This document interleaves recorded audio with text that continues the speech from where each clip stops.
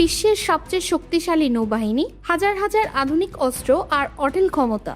তারপরও মধ্যপ্রাচ্যের এক সংকটে চরম বাস্তবতার মুখোমুখি যুক্তরাষ্ট্র। গত 6 মাস ধরে ইরান ও যুক্তরাষ্ট্রের দ্বন্দ্ব ঘিরে রণাঙ্গনে পরিচিত হয়েছে কৌশলগতভাবে পৃথিবীর সবচেয়ে গুরুত্বপূর্ণ জলপথ হরমুজ প্রণালী। কিন্তু প্রশ্ন উঠেছে, পরাশক্তি হিসেবে নিজেকে দাবি করা ওয়াশিংটন কি তবে মধ্যপ্রাচ্যে ইরানের শক্ত অবস্থানের কাছে নতি স্বীকার করতে বাধ্য হচ্ছে? যেখানে প্রতিদিন শতাধিক বাণিজ্য জাহাজ চলত, আজ তা নেমে এসেছে এক অঙ্কে। গত 28 ফেব্রুয়ারি ইরানের বিরুদ্ধে যুক্তরাষ্ট্র ও ইসরায়েলের সামরিক অভিযান শুরু করার পর কৌশলগতভাবে মাস্টার স্ট্রোক দেয় তেহরান। হরমুজ প্রণালীকে নিজেদের প্রধান হাতিয়ার হিসেবে ব্যবহার করে তেহরান প্রমাণ করে দিয়েছে আমেরিকা অর্থনৈতিক ও সামরিক অবরোধ সৃষ্টি করলেও জলপথটির নিয়ন্ত্রণ কার্যত ইরানের হাতেই। আন্তর্জাতিক বার্তা সংস্থা রয়টার্সের তথ্য অনুযায়ী, যেখানে আগে দিনে 110টিরও বেশি বাণিজ্যিক জাহাজ এই পথ দিয়ে তেল ও গ্যাস পরিবহন করত, এখন সেখানে নিরাপত্তার অভাবে জাহাজ চলাচল প্রায় বন্ধ বললেই চলে।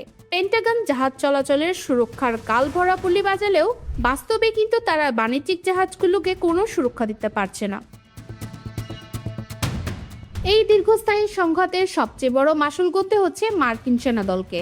250 দিনেরও বেশি সময় ধরে সমুদ্রে আটকে থাকা মার্কিন বিমানবাহী রণতরী ইউএসএস আব্রাহাম লিঙ্কনের নাবিকদের অবস্থা এখন করুণ। খাদ্য সংকট, সুপেয় পানির অভাব আর দীর্ঘমেয়াদী মানসিক উদ্বেগে ভেঙে পড়েছে তাদের মনোবল। মার্কিন আইন প্রণের দ্বারা নিজেরাই এখন নৌবাহিনীর এমন দিশেহারা অবস্থা নিয়ে পেন্টাগনের কাছে ব্যাখ্যা চাচ্ছেন। দীর্ঘ চেষ্টার পর আব্রাহাম লিঙ্কনকে সরিয়ে ইউএসএস জর্জ ওয়াশিংটনকে আনা হলেও এটি ওয়াশিংটনের কৌশলগত বিজয়ের ইঙ্গিত দেয় না, বরং তুলে ধরে হরমুজে ইরানকে সামলাতে মার্কিন শক্তির উপর কত বড় চাপ সৃষ্টি হয়েছে। ইরানের রাজনৈতিক ও কৌশলগত এই চাপের প্রভাব পৌঁছে গেছে বিশ্বজুড়ে।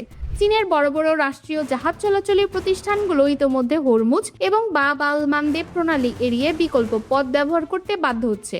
অর্থাৎ যুক্তরাষ্ট্র যে নিষেধাজ্ঞা ও অবরোধের মাধ্যমে ইরানকে কাবু করতে চেয়েছিল, উল্টো হরমুজকে অস্ত্র হিসেবে ব্যবহার করে ওয়াশিংটনকেই চরম অর্থনৈতিক ও বৈশ্বিক চাপের মুখে ফেলে দিয়েছে তেহরান।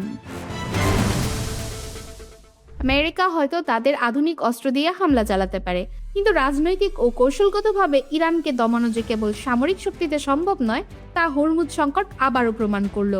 রাজনৈতিক সমঝোতা ও ইরানের শর্ত মেনে নেওয়া ছাড়া জলপথটিকে স্বাভাবিক করার কোনো পথ এই মুহূর্তে ওয়াশিংটনের সামনে নেই।